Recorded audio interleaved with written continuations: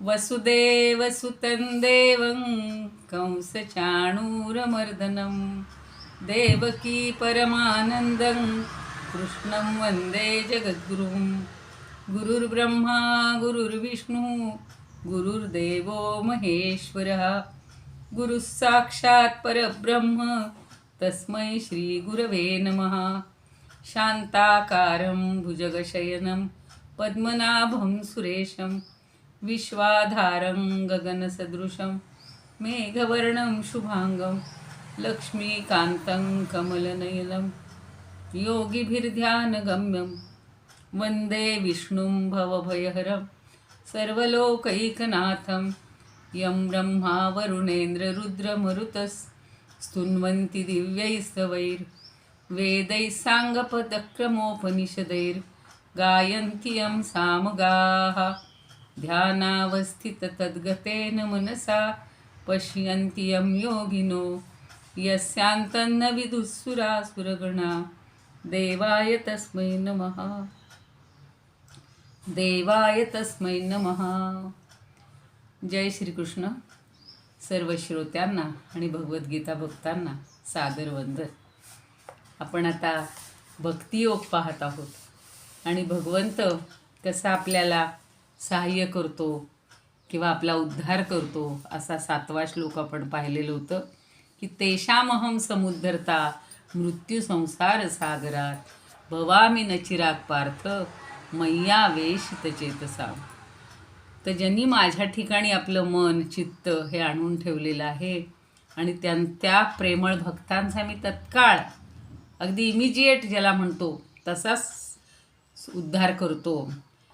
तर आज आहे 30 जानेवारी मंगळवार। काल संकष्टी चतुर्थी होती, आज पंचमी आहे आणि सगळ्यांना शुभेच्छा देते। नवीन कुणी उपस्थित झाले असतील त्यांना पण। आणि हा भगवंत कसा आपला उद्धार करतो त्याच्याबद्दल एक ज्ञानदेवांच्या 2-3 ओव्या सांगते आणि मग आपण आजचा श्लोक घेऊया। भगवान सांगतायत की अरे अर्जुना, माझ्या भक्तांची मी अशी काळजी घेतो की माझे भक्त म्हणजे फक्त माणसंच असतात असं नाही बरं का, तर पशुपक्षीसुद्धा असतात। म्हणून ते त्यांचं मनोगत सांगताना ज्ञानदेव म्हणतायत, परिभक्ताचे निनावे चतुष्पदादी आघवे वैकुंठीची ये राणीवे योग्य केले। म्हणजे माझे भक्त म्हणजे पशुपक्षादीसुद्धा असतात बरं का, चतुष्पद प्राणी पण असतात। नाही एकची चिंता तया ते समुद्धरता आथी मी सदा आणि जेव्हाची का भक्ती दिधली आपुले चित्तवृत्ती तेव्हाची मज सूती त्यांची ये नाटी या कारणे गा भक्तिराया। हा मंत्र तुला धनंजया शिकी जे जयया मार्गा भजिजे। म्हणजे तुला जे वाटते की ज्यांनी माझी भक्ती केली त्या चतुष्पादादी प्राण्यांचा सुद्धा भक्त म्हणून या वैकुंठीच्या साम्राज्याचे धनी जे आहेत त्यांनी त्याची सुद्धा काळजी घेतलेली आहे। ज्या भक्तांना कोणतीही चिंता जातच नसते त्यांच्या तारणाला निरंतर सिद्ध असतो मी, जे त्यांचा सुद्धा उद्धार करतो। आणि ज्या क्षणी भक्तांची आपली चित्तवृत्ती ज्यांनी मला अर्पण केलेली आहे त्याच क्षणी ते त्यांचे प्रपंचरूपी खेळ खेळण्याकरता मला त्या खेळण्यात सामील करून घेतात। एकदम आठवलं गजेंद्र मोक्ष किंवा मगरेच्या ह्याच्यातून शंकराचार्यांची सुटका। तर गजेंद्र मोक्ष, तो गजेंद्र जेव्हा अडकला गेला त्यावेळेला त्याची सुटका भगवंतांनी केलेली आहे। म्हणजे चतुष्पाद प्राण्यांनासुद्धा मी त्यांचासुद्धा उद्धार करायला जातो हे आपल्या लक्षात येईल। आणि म्हणून तू काय कर, 8व्या श्लोकामध्ये म्हणून सांगतायत की म्हणून प्रत्येकाने अर्जुनाला सांगितलंय। आता अर्जुन तर नाही आहे आत्ता इथे अस्तित्वात, मग कुणाला सांगितलंय? आपण सगळे अर्जुन आहोत आणि आपल्याला ते सांगतायत तुला भगवंताची प्राप्ती कशी होईल, तर तू ध्यान सतत चिंतन कर माझं। मय्येव मना धत्स्व मयि बुद्धिं निवेशय निवसिष्यसि मय्येव अत ऊर्ध्वन्न संशय. तू माझ्या ठिकाणीच मन ठेव. तू माझ्या ठिकाणीच मन ठेव. मन आधत्स्व. आधत्स्व म्हणजे ठेव. आणि मयी बुद्धी निवेशय. आणि माझ्या ठिकाणीच तुझी बुद्धीसुद्धा लाव. निवेशय म्हणजे लाव. अतः ऊर्ध्वम. अतः म्हणजे म्हणून. आणि ऊर्ध्वम म्हणजे नंतर. म्हणून यानंतर मयी एव निवसिष्यसी. तू माझ्याच ठिकाणी राहशील. इति न संशय. या बाबतीत संशय नाही. म्हणजे माझ्याच ठिकाणी तुझं मन ठेव. माझ्याच ठिकाणी तुझी बुद्धी स्थापन कर. म्हणजे मग तू माझ्यातच राहशील. यात संशय नाही. आपण आपलं मनही देवाला दिलं, आपली बुद्धीही देवाला अर्पण केली, तर आपण देवाचेच झालो असंच देवाला म्हणायचे. त्याच्यामध्ये काहीच संशय ठेवू नकोस. म्हणजे आपलं सर्वस्व जे काही आहे हे भगवंताला अर्पण करायचं आहे आणि मग आपला उद्धार होणार आहे असं भगवंत अर्जुनाला पटवून देत आहेत. अगदी सोपा असा श्लोक आहे. याच्यामध्ये फार काही संधी पण नाही आहेत, काही अवघड पण नाही आहे. मयी एव, फक्त हा शब्द पहा. मयी एव. मयी म्हणजे माझ्या ठिकाणी. एव म्हणजे जोर देण्यासाठी. माझ्याच ठिकाणी मन आधत्स्व. तू तुझं मन ठेव. आणि मयी बुद्धी निवेशे. आणि माझ्याच ठिकाणी तुझी बुद्धी ठेव. दोनदा मयी एव शब्द आलाय. तो संधीसारखाच आहे. मयी एव अत ऊर्ध्वम न संशय. म्हणून त्यामध्ये संशय नाही. त्या बाबतीत अजिबात संशय ठेवू नकोस. विनोबा म्हणतायत, मन माझ्यात तू ठेव, बुद्धी माझ्यात राख तू. म्हणजे मग मी निशंक मीची होशील तू स्वये. तूच मी होऊन म्हणजे तूच मी होशील. म्हणजे परमेश्वर तूच होशील. म्हणजेच परमात्म्यामध्ये तू विलीन होऊन जाशील. तू आणि भेद हा राहणारच नाही. तुकाराम म्हणतायत, मन मद्रुपिया लावी, असलागी असावे. मला बुद्धीत तू घाली, हाता खाली अक्षर. मग तू मज माझी चरे, चराचरे विरहितू. प्रवेशसी ना संशय, गवसे सोय तुकयाची. हा माझ्यामध्येच तू प्रवेश करशील यात संशयच नाही. किंवा तुकयाला सुद्धा यात संशय दिसत नाही. संशय मुळीच नाही. तर कीर्तने म्हणतात, पार्थायास्तव सांडुनी सकल ही संकल्प कल्पाप्रती. मद्रूपी स्थिर मानसास करुनी, योजी स्वरूपी मती. मद्रूपी स्थिर मानस म्हणजे मन. माझ्या रूपामध्ये तुझं मन स्थिर कर. योजी स्वरूपी मती. मती म्हणजे बुद्धी. तुझी बुद्धी जी आहे ती स्वरूपामध्ये ठेव. देहांती मग तू प्रवेश करिसी, माझ्या स्वरूपी अहा. तू माझ्या स्वरूपात प्रवेश करशील. येथे संशय अल्पमात्र नदरी, मी सांगतो ते पहा. आता अनंत तनय म्हणतात, म्हणोनी मन ठेवूनी, मजवरी तशी ही मती. म्हणोनी मज ठेवूनी, मजवरी तशी ही मती. धरी न भय अंतरी कठिणयना, धरी न भय अंतरी कठिण बानसे ही कृती. क्षणात घडता असे सहज मीच तू होऊनी. क्षणात घडता असे सहज मीच तू होऊनी. स्वरूप सुख सागरी खचित जासी या रंगुनी. म्हणोनी मज ठेवूनी, मजवरी तशी मती. मन ठेवणी म्हणून तू तुझं मनही माझ्यामध्ये ठेव आणि तुझी बुद्धी माझ्यामध्ये. धरी न भयंतरी कठीण बानसे ही कृती. तर तुझ्या अंतरात ही लक्षात ठेव आणि दुसरं काहीही मनात विकल्प आणू नकोस. दुसरी कृती तू करूच नको. फक्त मन माझ्या ठिकाणी ठेव. मारुलकर म्हणतात, माझ्या ठाई मानस बुद्धी स्थापुनी सदैव वागतरी, मिळशी तत्वी माझ्या पार्था शंका मनात तून धरी.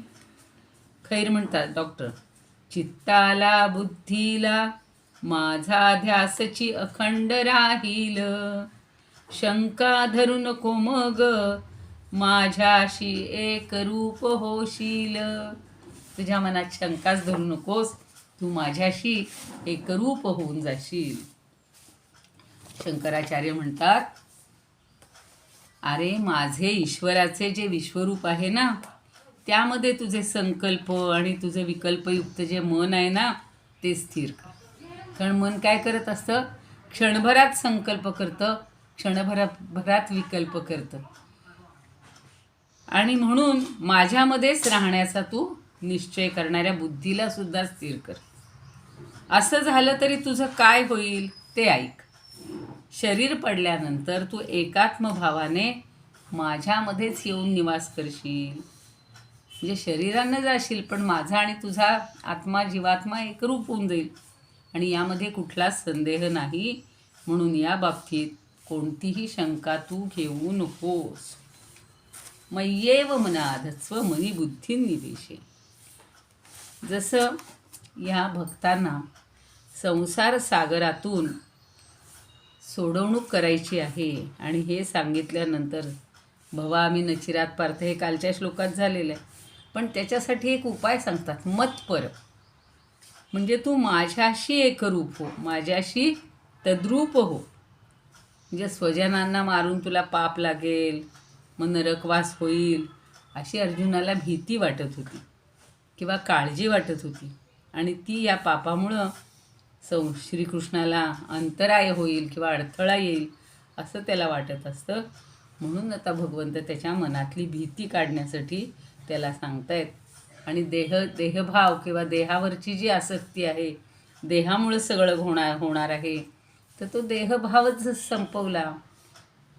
देहबुद्धी ते आत्मबुद्धी ही जर केली, मग तुझं मन तुझी बुद्धी सगळं मला अर्पण कर. म्हणजे तुझ्या ठिकाणी हा काही दुःखाचा किंवा ह्याचा तुला लवलेशही राहणार नाही. पुढचा बघा श्लोक 9.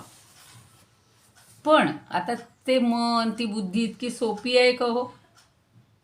माझ्या ठिकाणी लाव म्हणलं तरी बघा, जे लोक ध्यान करतात, आपणही करायला बसतो, अगदी पहाटेच्या म्हणजे ब्राह्ममुहूर्तावर जर करायला घेतलं तर थोडे अडथळे, थोडे काय म्हणू आपण, मध्ये मध्ये येणारे अडथळे हे कमी असतात, सगळं शांत असतं.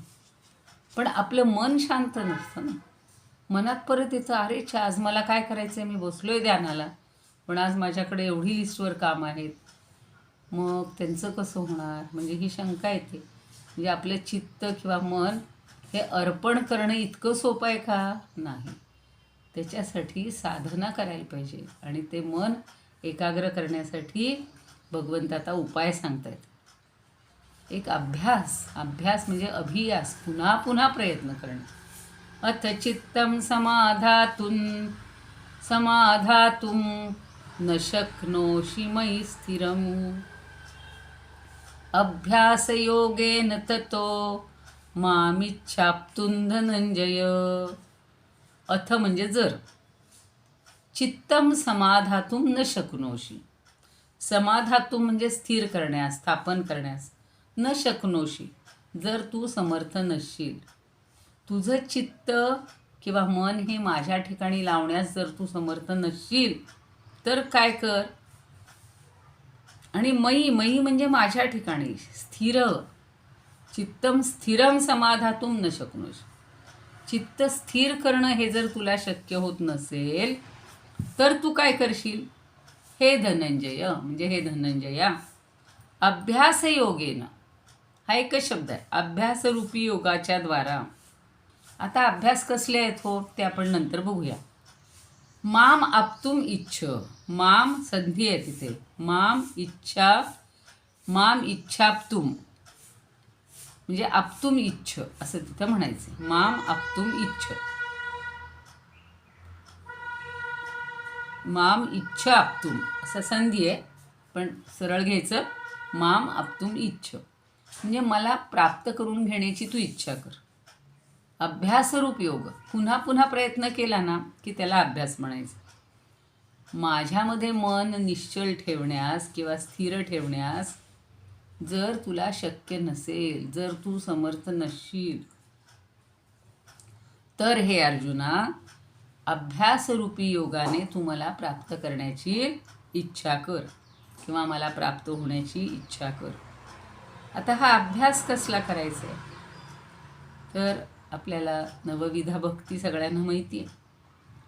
भगवंताच्या नामांचं आणि गुणांचं सतत कीर्तन करायचं.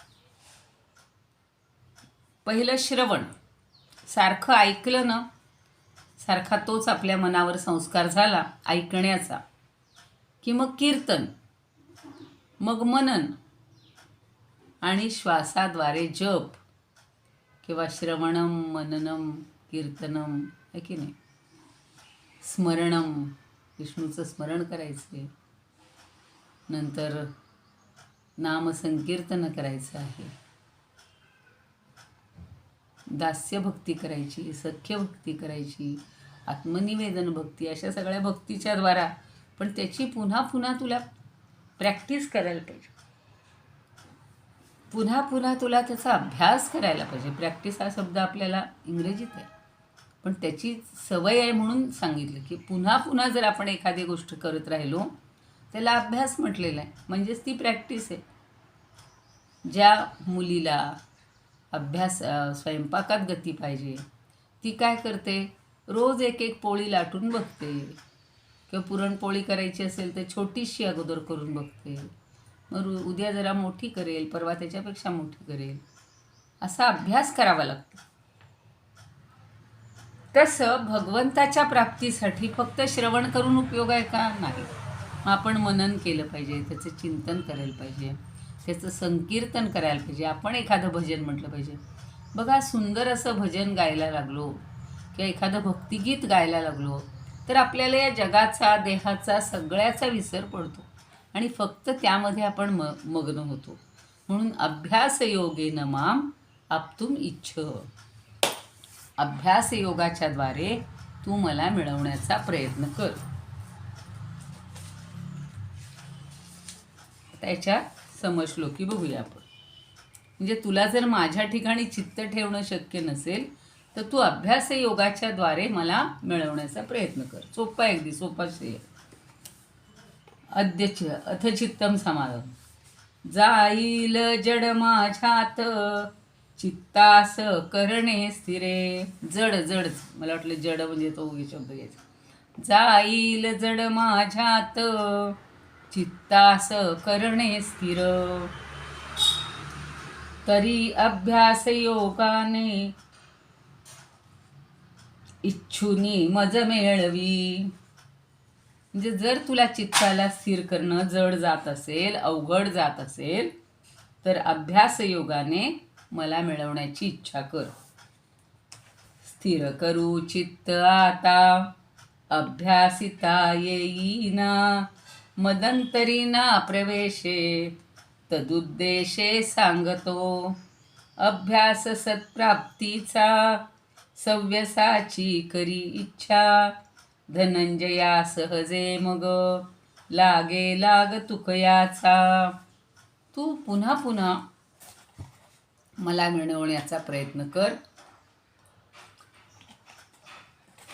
असं तुकारामही म्हणतात.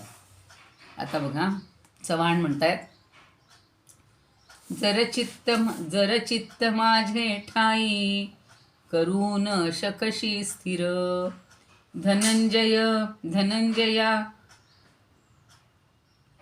धनंजया अभ्यास योगे मिळवण्याची इच्छा धर. सोपं सांगितलं की जर तुला भाव असेल तर अभ्यासाच्या योगे मला मिळवण्याची इच्छा धर. मोरोपंत म्हणतात, जरी शक्य न होय तुला मज माझी अचळ मन समाधाने, तरी तू मज पावाया इच्छी अभ्यास योग संधाने.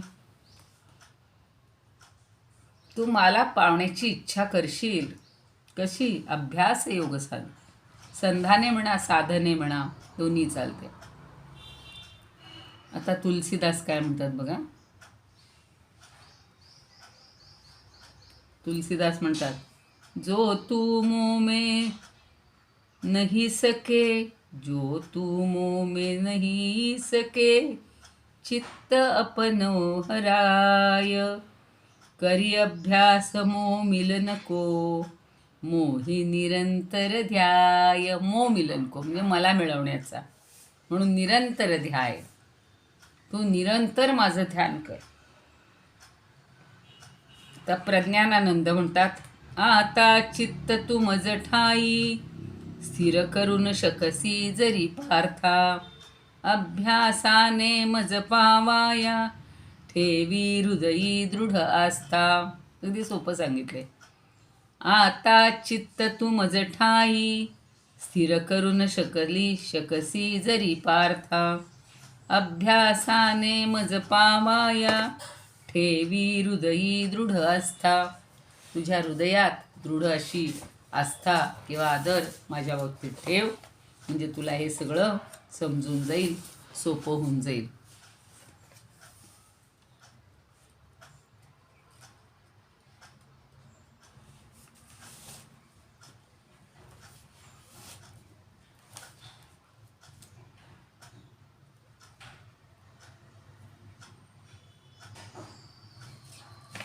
तो अभ्यास योग हा एक यावेळी सांगितलेला आहे. आता उल्लेख केल्याप्रमाणे, सांगितल्याप्रमाणे तू माझं चित्त अचलपणे माझ्यामध्ये प्रस्थापित करू शकत नसशील, तर पुन्हा पुन्हा तू तुझं चित्त म्हणजे तुझं चित्त माझ्या ठिकाणी जर प्रस्थापित करू शकत नसशील, तर तू काय कर, अभ्यास योगाने चित्ताची सगळी गती आवरून धर आणि एकाच गोष्टीमध्ये पुन्हा पुन्हा ते मन लावायचं. याला अभ्यास असं म्हणतात. त्या योगानं, समाधान रूप योगानं, अशा अभ्यास योगानं विश्वरूप परमात्मा जो आहे त्याला जाणून घेण्याची इच्छा कर. काही वेळेला जी गोष्ट करू नको म्हणून ना, तीच लोक करायला प्रवृत्त होतात. एखादं म्हणतं पाठीमागं फिरून बघू नका बरं का, की लगेच पहिल्यांदा माणूस मागे बघ. तुम्ही त्या ठिकाणी जाऊ नका बरं का, की तिथंच जायला इच्छा. पण हे कर म्हटलं तर मात्र तरीसुद्धा इकडे लक्ष जातच. त्या एक आमच्या मॅडम होत्या आणि त्या नेहमी उदाहरण द्यायच्या, की तू मनात वानराचा विचार आणू नकोस. तू ध्यानाला बसणायस ना, वानराचा विचार, माकडाचा विचार आणू नकोस. तर त्याने डोळे विटले की त्याला ती माकडच दिसायची सगळे. म्हणजे जे करू नको म्हणतं ते माणूस करतच. मग मनामध्ये काय, की ते विचार आणूच नकोस. त्यापेक्षा हाच विचार कर, मलाच मिळवण्याचा प्रयत्न कर. त्याच्यासाठी पुन्हा पुन्हा प्रयत्न कर. मग काही वेळेला बघा, आपण त्या रूपाचा अभ्यास करतो. डोळ्यासमोर फक्त ती मूर्ती आणायचा, त्याचं रूप आणण्याचा, त्याचे सगळे आभूषणं भूषणं सर्वासहित त्या भगवंताचा आपण मनामध्ये चित्तामध्ये ठेवण्याचा प्रयत्न करतो. माळवाळू आपल्याला त्याचे गुण दिसायला लागतात. मग गुणांचं चिंतन करायचे, एकेका अवयवांचं चिंतन करायचे, एकेका त्याच्या रूपाचं चिंतन करायचे. तर असं करत करत करत पुन्हा पुन्हा प्रयत्न करशील, मग तू मला जाणून घेऊ शकशील. मामिच्छाप्तुम, मला मिळवण्याची तू इच्छा करू शकशील, असं भगवंत आपल्याला सांगतात. आणि शंकराचार्य पण तेच सांगतात. तर अभ्यास करणं, ही अभ्यास शब्द इतका आपल्या व्यवहारात आपण नेहमी वापरतो, रोज वापरतो. मुलांना सांगतो अभ्यास कर बरं का. अभ्यास कर म्हणजे जो काही तुझं पुस्तक असेल ते उचल, उठ, वाच, त्याच्यावरचे प्रश्नोत्तर लिही, याला अभ्यास म्हणतो आपण. पण जर एखादी गोष्ट कळली नसेल, जमत नसेल, तर तिचा पुन्हा पुन्हा प्रयत्न करणं हा अभ्यास आहे.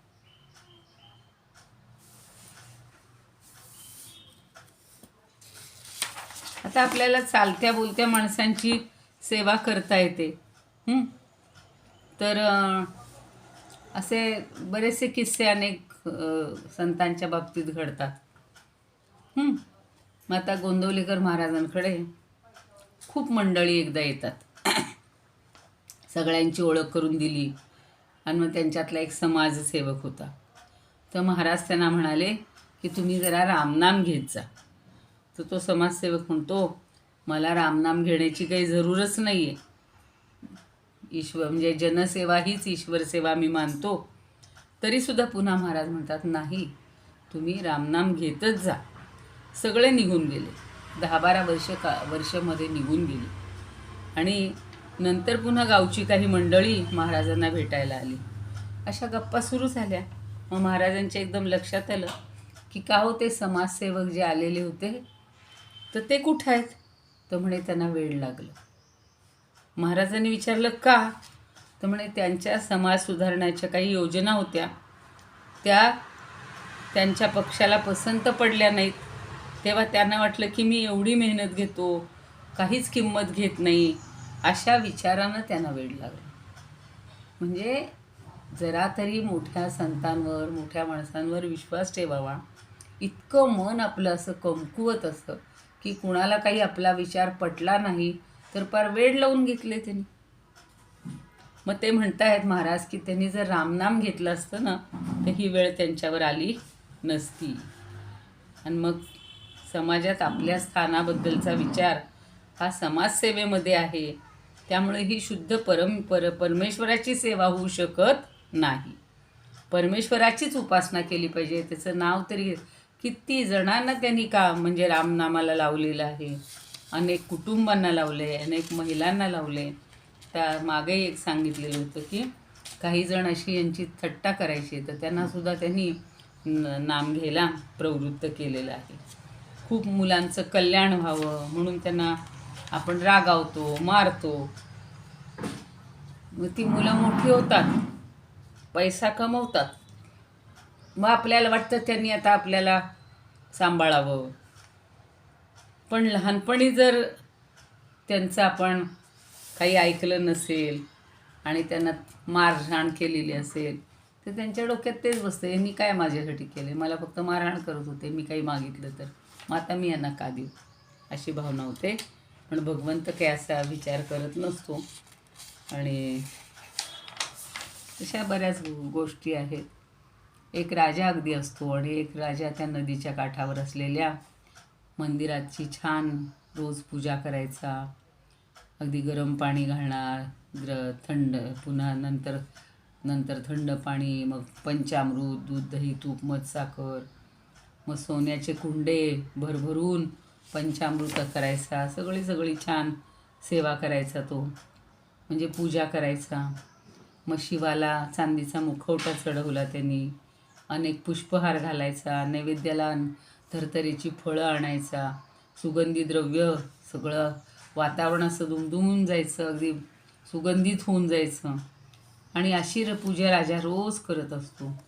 आणि त्या याच्यामध्ये मंदिरामध्ये किंवा त्या परिसरामध्ये एक गुराखी नित्यनेमाने यायचं. आणि तो मध्यान्नाला आला की नदी स्नान करायचा, तोंडात पाणी घ्यायचा आणि शिवालयाकडं धाव घ्यायचा. आणि आपल्या मुखातलं जे पाणी आहे, चूळ आहे, ती त्या भगवंतावर टाकायचं आणि त्याच्या मुखवट्यावरून असा हात फिरवायचा.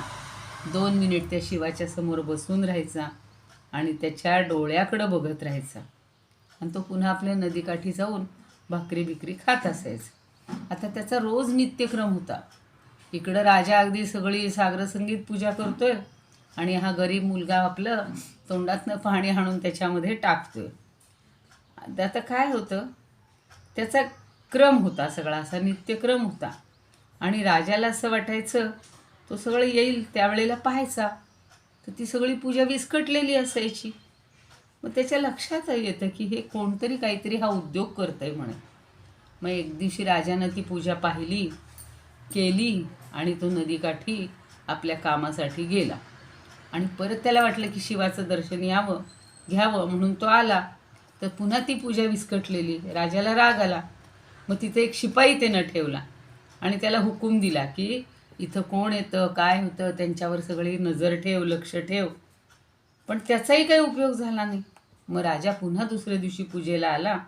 तेव्हा त्यानं शिपायाकडे चौकशी केली की तो म्हणतो काही कुणी आलेलं नव्हतं. राजानं पूजा केली. पुन्हा तो सांगतो, पुन्हा लक्ष ठेव. राजा निघून गेला. मध्यान्नीला तो मुलगा आला. त्यानं ती चूळ भरली, शिवाची पूजा केली, निघून गेला.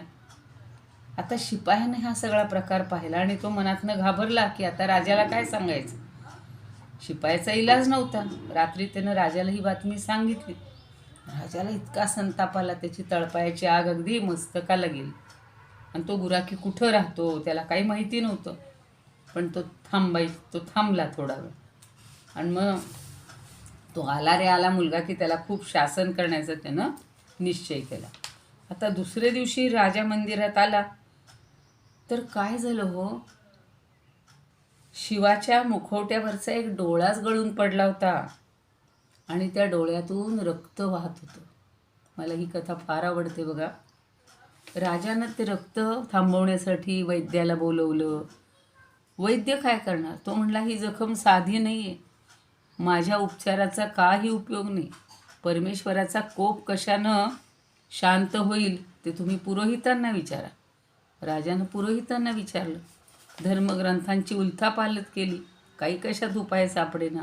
तिकडं त्या मूर्तीच्या डोळ्यातून रक्त वाहतच होतं. मग राजाला उभं राहून ते सगळं वाईट वाटायला लागलं, त्रास व्हायला लागला. सगळ्यांची गर्दी झाली, काही उपाय सापडेना.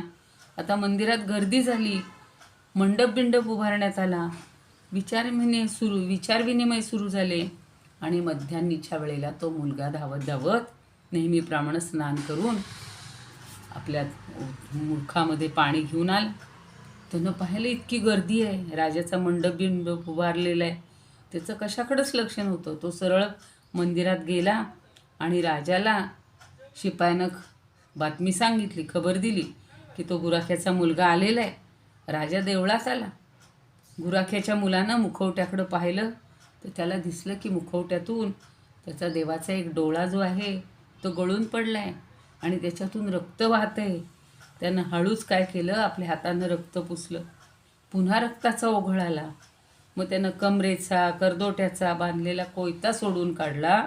आपल्या इथं कोयता लावलेला होता आणि आपल्या डोळ्याच्या बुबुळाला लावला आणि कोयता खुपसला आणि बाहेर आलेलं बुबुळ त्यानं आपल्या हातानं काढलं आणि शिवाच्या डोळ्याच्या ठिकाणी बसवून टाकलं.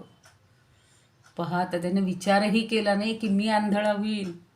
आणि काय आश्चर्य, डोळा बरोबर जागच्या जागी बसला, रक्त वाहण्याचं थांबलं आणि आज त्यानं तोंडातली चूळ तशीच गिळली. पण तो तिथे 2 मिनटं ध्यानाला बसला. शेजारी लोकांची गर्दी आहे याची त्याला कल्पनाही नव्हती. राजानं त्याचा हात धरला आणि त्या गुराख्याची क्षमा मागितली आणि शिवाच्या पण पायी मस्तक ठेवलं. आणि राजा म्हणाला, महादेवा मला क्षमा करा, आपल्या भक्तीचा महिमा आम्ही आज स्वतः माझ्या डोळ्यांनी पाहिला आणि मी धन्य झालो. माझ्या साधनोपचाराच्या श्रीमंतीपेक्षा गुराख्याच्या मुलाची भक्ती, तिची श्रीमंती ही खरोखरच श्रेष्ठ आहे. मी पुन्हा पुन्हा तुम्हाला क्षमा मागतो. आणि हा भक्तिभावाचा महिमा आहे, हा अभ्यासाचा महिमा आहे आणि परमेश्वराचा महिमा आहे असं त्याच्या लक्षात आलं. आणि आपण इथेच आज थांबूया. योगेशं सच्चिदानंदं वासुदेवं व्रजप्रियं धर्मसंस्थापकं वीरं कृष्णं वन्दे जगद्गुरुं. कृष्णाय वासुदेवाय हरये परमात्मने प्रणतः क्लेशनाशाय गोविंदाय नमो नमः. ओम पूर्णमदः पूर्णमिदं पूर्णात् पूर्णमुदच्यते पूर्णस्य पूर्णमादाय पूर्णमेवावशिष्यते. ओम शांती शांती शांती.